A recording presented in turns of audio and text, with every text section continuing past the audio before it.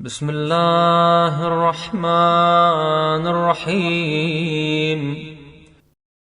إلهي قصرت الألسن عن بلوغ ثنائك كما يليق بجلالك، وعجزت العقول عن إدراك كنه جمالك، وانحسرت الأبصار دون النظر إلى سبحات وجهك، ولم تجعل للخلق طريقا إلى معرفتك إلا بالعجز عن معرفتك.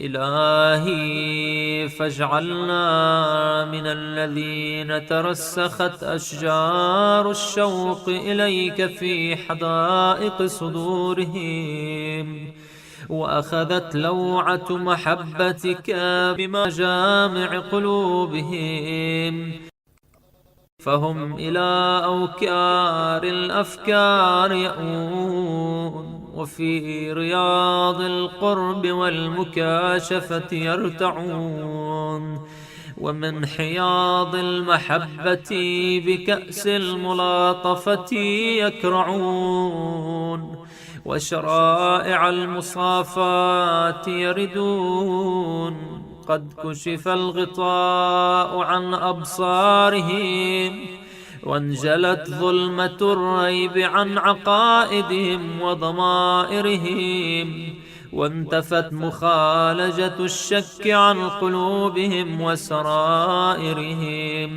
وانشرحت بتحقيق المعرفة صدورهم، وعلت لسبق السعادة في الزادة هممهم، وعذب في معين المعاملة شربهم، وطاب في مجلس الأنس سرهم، وأمن في موطن المخافة سربهم، واطمأنت بالرجوع إلى رب الأرباب أنفسهم، وتيقنت بالفوز والفلاح أرواحهم، وقرت بالنظر إلى محبوبهم أعينهم، واستقر بإدراك السؤل ونيل المأمول قرارهم، وربحت في بيع الدنيا بالآخرة تجارتهم. إلهي ما ألذ خواطر الإلهام بذكرك على القلوب، وما أحلى المسير إليك بالأوهام في مسالك الغيوب، وما أطيب طعم حبك، وما أعذب شرب قربك.